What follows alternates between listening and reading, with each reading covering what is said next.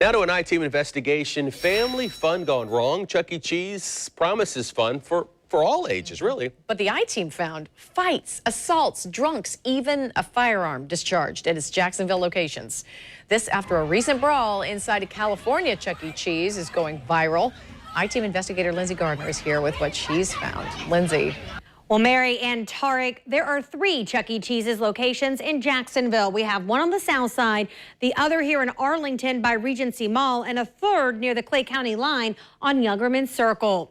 I checked JSO records for all of 2016 at all 3 locations, and I found a total of about 150 calls for service to Jacksonville police just from these 3 locations. That averages to 3 calls to law enforcement every single week.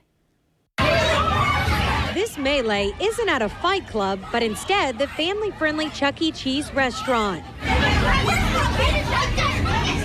This fight caught on camera by a parent at a California Chuck E. Cheese.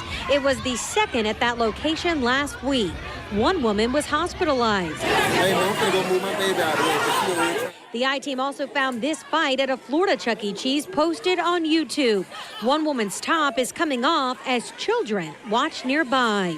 We pulled records from the 3 Jacksonville Chuck E. Cheese locations and found fights, assaults, disputes, drug investigations, and even a firearm being discharged. Oh, there's fights all the time.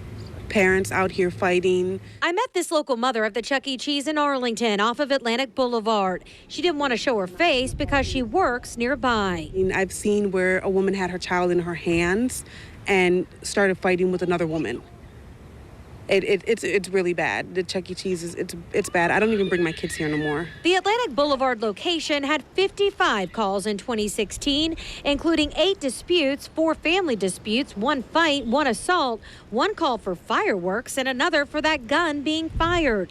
Crime and safety analyst Gil Smith says it is important to keep the fighting in perspective. You would get a bit more of that at a Chuck E. Cheese than you would get at a different restaurant because kids are running around, parents are running around. The Southside location had the most calls for police service with 57, but many were false burglary alarms. There were 2 disputes and 1 assault reported.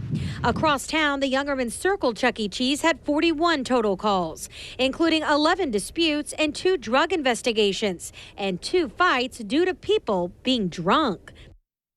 And that mother told me today she thinks things really went downhill when the restaurant did begin offering alcohol to adults. I reached out to Chuck E. Cheese's and got this statement from their corporate staff.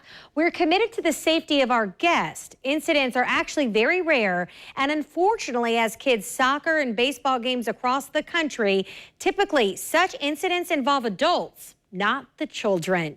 Online tonight, we have their complete statement as well as an interactive graph of all of the incidents at each Jacksonville location.